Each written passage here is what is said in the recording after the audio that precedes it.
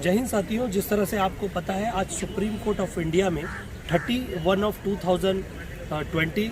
Criminal writ petition की सुनवाई थी Nowhera Shaikh versus Union of India others,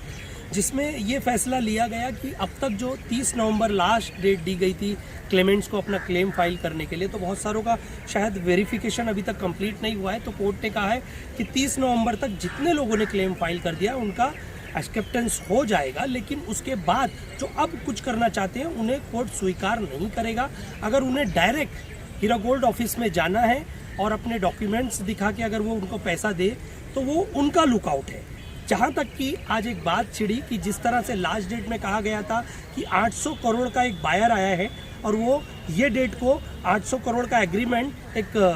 sealed envelope में कोर्ट के सामने प्रोड्यूस करने वाले थे, तो वो 800 करोड़ के बदले अब एक नया बायर आ गया है जो 600 करोड़ 97,36,000 एंड समथिंग अमाउंट्स का है। वो शाम में जिस तरह से ऑर्डर आएगा तो सभी चीज़ें आपके सामने होंगी। और उसके बाद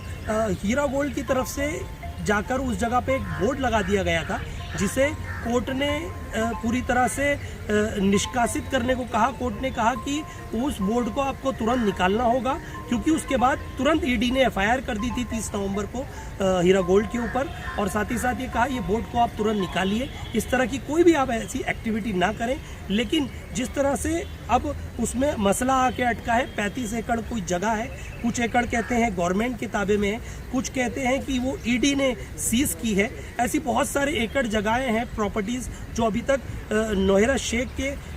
पास नहीं है। जितनी एकड़ उनके पास जगह है वो एकड़ का वो जगह को बेच सकती हैं, ये कोर्ट ने क्लियर कहा है। तो अगली डेट को शायद वो अपना इस एग्रीमेंट बताएंगे कि उनकी कौन सी सीटीएस नंबर की जगह कौन सी उनके नाम पर है। जो 600 करोड़ में जो एग्रीमेंट हो रहा है दूसरे बायर्स के साथ, वो आज सील कवर में कोर्ट के सामने प्रोड्यूस कर दिया गया है विद द नेम ऑफ जो बायर हैं उनका। और साथ ही साथ ये कहा गया है कि अब हीरा गोल्ड के केस को ज़्यादा